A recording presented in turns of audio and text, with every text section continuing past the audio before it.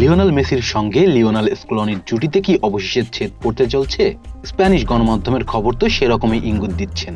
আর্জেন্টিনাকে ৩৬ বছর পর বিশ্বকাপ এনে দেয়া এই কোচকে দলের ভার দেওয়ার জন্য নাকি যোগাযোগ করছেন রিয়াল মাদ্রিদ।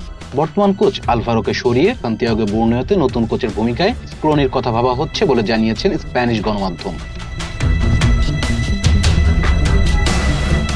মাদ্রিদ এখন এক ধরনের রূপান্তর ও অনিশ্চয়তার সময় পার করছে।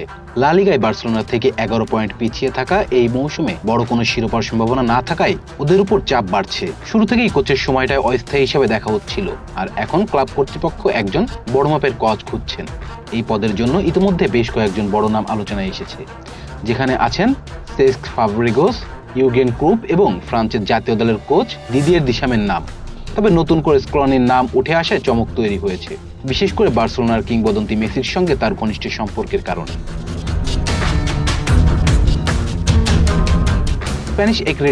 স্প্যানিশ এক রেডিও এর তথ্য অনুযায়ী রিয়াল মাদ্রিদ ইতিমধ্যে স্কলোনির সঙ্গে আনুষ্ঠানিকভাবে যোগাযোগ করেছে।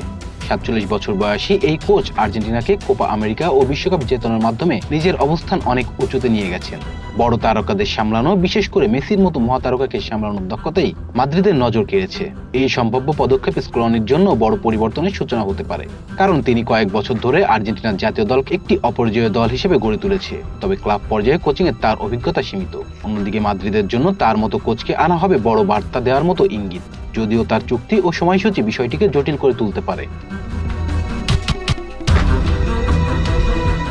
আর্জেন্টিনার কোচ হিসেবে স্কলোনি ২০২৬ সালের বিশ্বকাপ পর্যন্ত চুক্তিবদ্ধ। ইউরোপের ক্লাবগুলোর আগ্রহ বাড়লেও তিনি এখনো পুরোপুরি জাতীয় দলের দায়িত্বেই মনোযোগী। গত মার্চে এক সংবাদ সম্মেলনে ভবিষ্যৎ নিয়ে তিনি বলেছেন, সামনে কি আছে সেটা আমি ভাবছি না। অনেক দূরের কথা ভাবা ঠিক নয়, এতে মনোযোগ নষ্ট হয়। সভাপতির সঙ্গে আমার সম্পর্ক ভালো আছে, প্রয়োজন হলে বসে কথা বলবো। স্কলোনির সঙ্গে যোগাযোগের খবর আরবেলোয়ার অবস্থানকে আরো দুর্বল করে তুলেছে। কঠিন সময়ে দায়িত্ব নেওয়ার পর তিনি বার্সেলোনার সঙ্গে ব্যবধান কমাতে পারেনি। লিগে এখনো ৫টি ম্যাচ বাকি থাকতেই মাদ্রিদের মৌসুম নিয়ে বিশ্লেষণ শুরু হয়ে গেছে। যদি স্কলোনি বা অন্য বড় কোচের সঙ্গে যোগাযোগের খবর একইভাবে বাড়তে থাকে, তাহলে আলবেলোয়ার বিদায় সময়ের ব্যাপার হয়ে দাঁড়াতে পারে।